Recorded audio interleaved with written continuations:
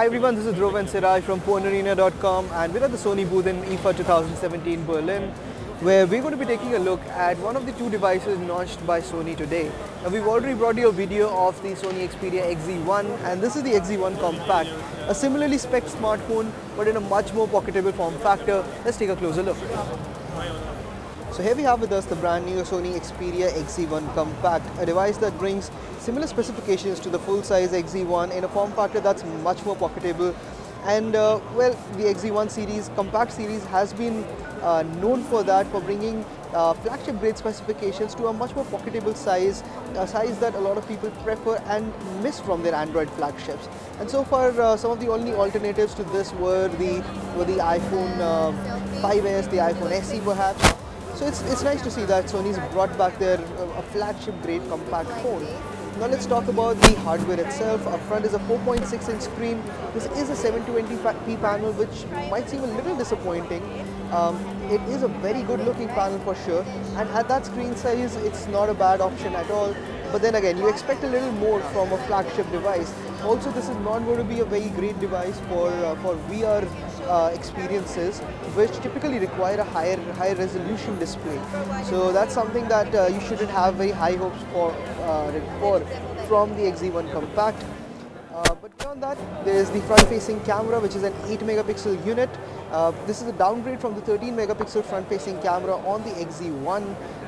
On-screen controls, no capacitive keys here, and you've got dual stereo speakers. Now let's move over to the right side of the device. This is where you've got the volume rocker, which is surprisingly small. And if you've got big fingers, and this was the case on the XZ1 as well, if you've got relatively big fingers or thumbs, you'll find it very hard to press to press the volume up or the down button separately. There's a very good chance that you'll be pressing both of them together, and it's a very curious design decision and omission by Sony, so to speak. There's also the power button, which doubles up as the fingerprint reader, and this has been a Sony design staple for quite some time. In the US, because of some patent litigation, some patent issues, these fingerprint readers have been locked off. But let's see how Sony manages with the new series of phones. So over here at the bottom, you've got the shutter button key, which also doubles up to activate the camera directly. You can long press on it to launch the camera, and you can a single tap on it will take a photograph. Also, it works in the video mode. But what's interesting is that this key is absolutely tiny. We understand that this is a compact device, but Sony could have really done well with a larger key, which would have been a little more easier to press. Also, the ergonomics here are not that great. The tactile feedback is not that great. There's hardly any travel, and the key feels very mushy. You don't really feel the key going down. At the top, you've got the 3.5mm audio jack, while at the bottom is the USB Type-C connector. Now, before we move on to the back of the phone, it's worth mentioning that this is a very chunky device, very squared off, and while that's fairly typical of Sony's smartphone design, on the XZ1 Compact, due to the smaller size, the smaller ergonomics, the smaller screen, it just feels a lot thicker than it really should be, than a modern smartphone should be.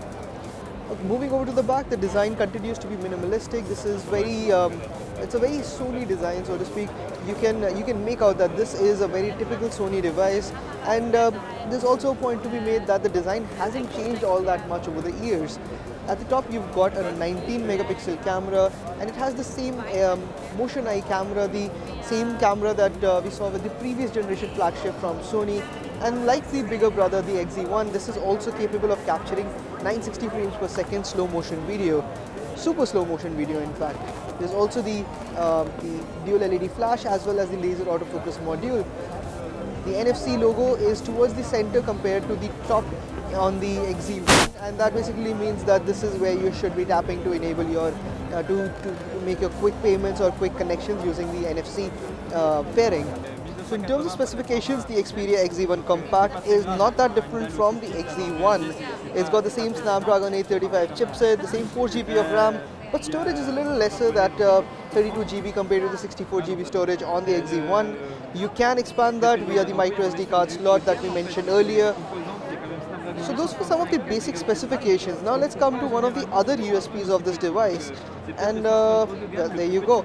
So transfer in the power section?